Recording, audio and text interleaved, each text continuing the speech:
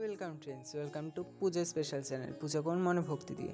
রাধে রাধে বন্ধুরা, আজ এই ভিডিওর মাধ্যমে আপনাদের শ্রাবণ মাসের শিব পূজা সম্পর্কে আলোচনা করব, যার মধ্যে থাকছে এই শিব পূজা কারা কারা করতে পারবেন, যদি এই ব্রত রেখে থাকেন তাহলে কি কি অর্পণ করতে হবে এবং কিভাবে তা অর্পণ করতে হবে, আর যিনি এই ব্রত পালন করবেন সেদিন তিনি কি কি খেতে পারবেন এবং কি কি পারবেন না, আর এই ব্রত পালনের সঠিক সময় কোনটি, অর্থাৎ ভগবান শিবের পূজা কোন সময় করবেন, এবং সবথেকে বেশি গুরুত্বপূর্ণ বিষয় হলো তা এই ব্রতের সঙ্গে যে 16 সোমবার ব্রত তার সম্পর্ককে যদি কোনো কারণে কোনো একটি সোমবার দিন এই ব্রত পালন করতে না পারেন তাহলে সেক্ষেত্রে কী করণীয়, এই সমস্ত প্রশ্নের উত্তর দিব এই ভিডিওতে। ভিডিওটি ধৈর্য ধরে দেখুন, আশা করি আপনার সমস্ত প্রশ্নের উত্তর এই ভিডিও থেকে পেয়ে যাবেন। ভিডিওটি ভালো লাগলে লাইক শেয়ার করবেন ও চ্যানেলে নতুন হলে চ্যানেলটি সাবস্ক্রাইব করবেন। আর এ সংক্রান্ত কোনো প্রশ্ন বা মতামত থাকলে কমেন্ট বক্সে অবশ্যই জানাবেন। বন্ধুরা, সবার প্রথমে যে বিষয়টি নিয়ে আলোচনা করব তা হলো কেন এই 16 সোমবার ব্রত পালন করা হয় ও এই ব্রত পালনে কী ফল লাভ হয়। এর উত্তরে আপনাদের জানাই 16 সোমবারের ব্রত কথায় এই বিষয়ে যাবতীয় উত্তর রয়েছে। কোনো একটি উদ্দেশ্যকে কেন্দ্র করে এই ব্রত পালন করা হয়ে থাকে, সেটি একান্তই আপনার বিষয় যে আপনি কোন উদ্দেশ্য নিয়ে এই ব্রত রাখবেন। অনেকেই সংসারের সুখ শান্তি কামনায় এই ব্রত রেখে থাকেন, আবার অনেকে মনের মতো জীবনসঙ্গী পাওয়ার আশায় এই ব্রত পালন করে, আবার অনেকে বাধা বিপদ থেকে মুক্তি পেতে এই ব্রত পালন করে থাকেন, আবার অনেকেই আছেন যারা ভগবান শিবকে ওনার আরাধ্য দেবতা হিসেবে মেনে থাকেন। সুতরাং আপনি কোন উদ্দেশ্য নিয়ে পুজো করছেন সেটি আপনার নিজস্ব বিষয়, তবে যে উদ্দেশ্য নিয়েই আপনি পুজো করে থাকেন না কেন, নিষ্ঠা এবং ভক্তি সহকারে এই ব্রত আপনি পালন করবেন, তাহলে সফল হবেই হবে।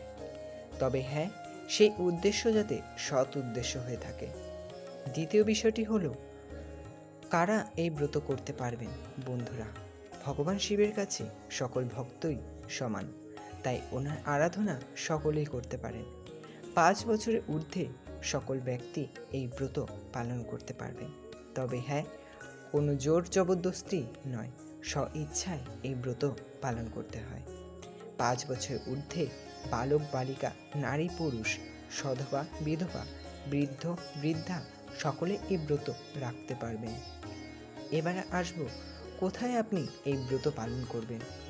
আপনি ভগবান শিবের যে কোনো মন্দিরে গিয়েও এই ব্রত পালন করতে পারেন, অথবা আপনার গৃহে যদি শিবলিঙ্গ থাকে বা শিব মূর্তি থাকে তাহলে সেটিকেও উত্তর পূর্ব কোণে বসিয়ে আপনি এই ব্রত পালন করতে পারেন।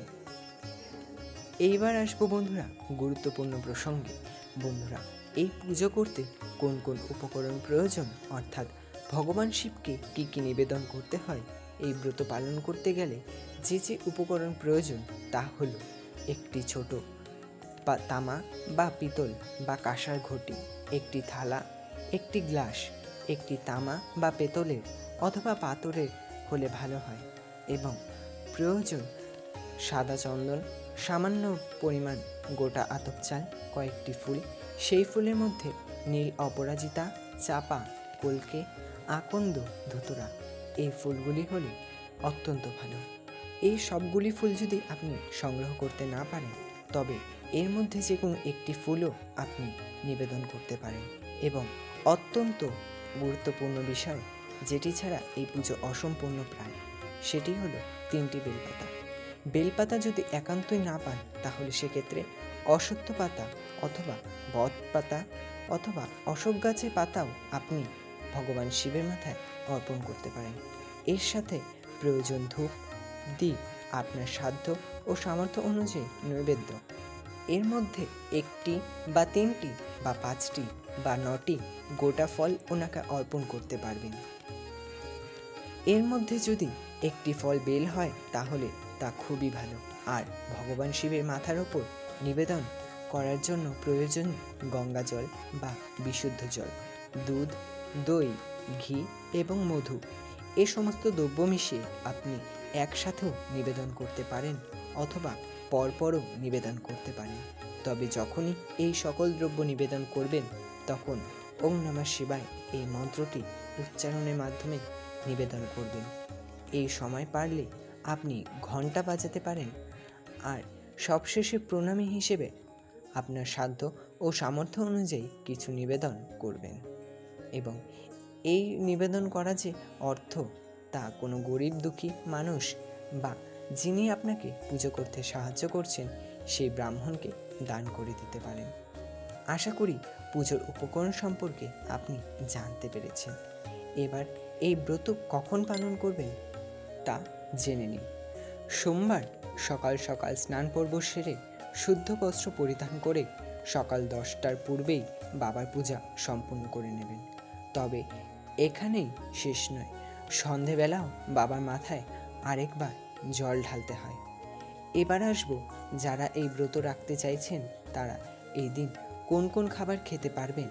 সাধারণত উপোস করে এই ব্রত পালন করা হয়ে থাকে, তবে সকলের শরীর সমান নয়। অনেকে সারাদিন না খেয়ে থাকতে পারেন না, আবার অনেকের ক্ষেত্রে কোনো কারণে হয়তো তা অসম্ভব হয়ে ওঠে। তাই আপনি 4 ভাবে এই ব্রত পালন করতে পারেন।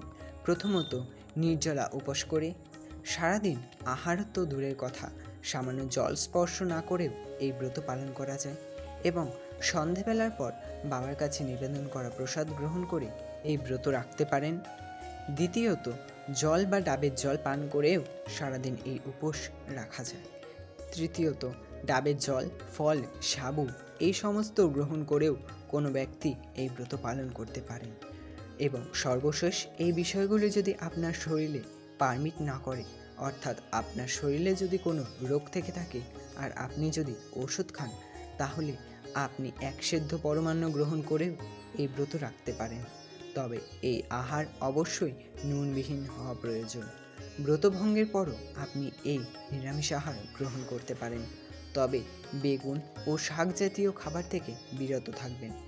সবশেষে যে প্রশ্নে আসব তা সকলেরই প্রশ্ন, যে এই শ্রাবণ মাসের সোমবারের ব্রতের সঙ্গে 16 সোমবারের ব্রতের সম্পর্ক কী, বা কেন এটি 16 সোমবার হয়ে থাকে, বা কোনো একটি সোমবার যদি ব্রত পালন করা না যায় তবে কি ব্রত ভঙ্গ হয়। 16 সোমবার বলতে বোঝায় পরপর 16টি সোমবার ব্রত রাখা, যা শুরু করতে হয় শ্রাবণ মাসের প্রথম সোমবার থেকে, এবং তারপর প্রত্যেকটি সোমবার এই ব্রত চালিয়ে যেতে হয়, অর্থাৎ যতক্ষণ না পর্যন্ত 16টি সোমবার শেষ হয়।